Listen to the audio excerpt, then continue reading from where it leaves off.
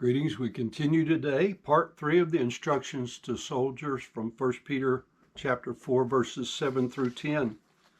Begin today by asking a question. Why do soldiers leave their homes, their families, and often their country to go behind and fight to obtain and to maintain freedom behind the enemy lines? Well, the answer is love of home, love of family, love of country, and love of liberty. So then we ask, why do we labor faithfully, enduratively in the Lord's work as soldiers in his army? Love of the Lord who died for us, giving us the gift of freedom from the sin debt and the gift of eternal life. And we do it for love of all for whom he died.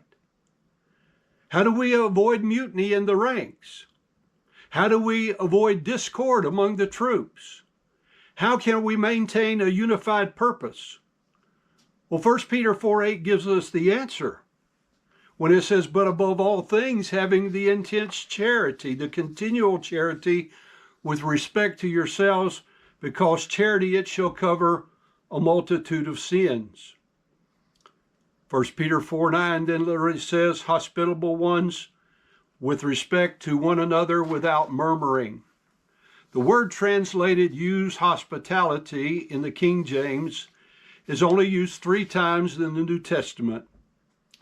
Titus 1:8, 1 Peter 3:2, 1 Timothy 3:2, and 1 Peter 4:9, where it means a user of hospitality.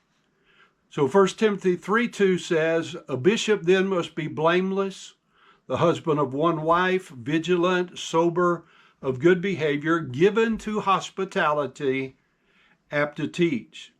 Likewise, Titus 1:8 says, but a lover of hospitality, a lover of good men, sober, just, holy, temperate.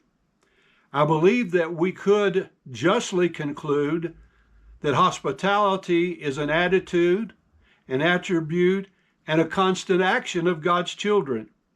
You see, in the early days of the Lord's church, in the days when these words were penned by the Apostle Paul, hospitality, the opening of one's home for food and shelter, was a necessity and not a luxury. One reason was that in that generations of Christians, they had little or no money to pay for food and lodging. They certainly had no credit cards then, as some people are apt to use today. What had not been given to the church in Acts chapter 4, verses 34 through 37, had been confiscated by the Roman government, according to Hebrews chapter 11 and verse 37.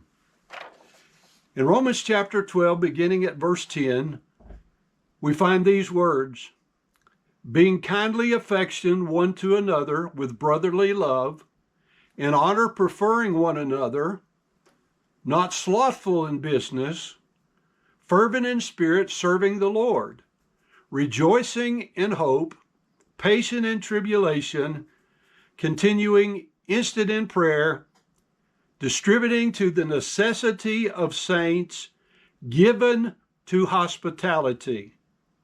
2 Corinthians chapter 9 and verse 1, for as touching the ministering to the saints, it is superfluous for me to write to you.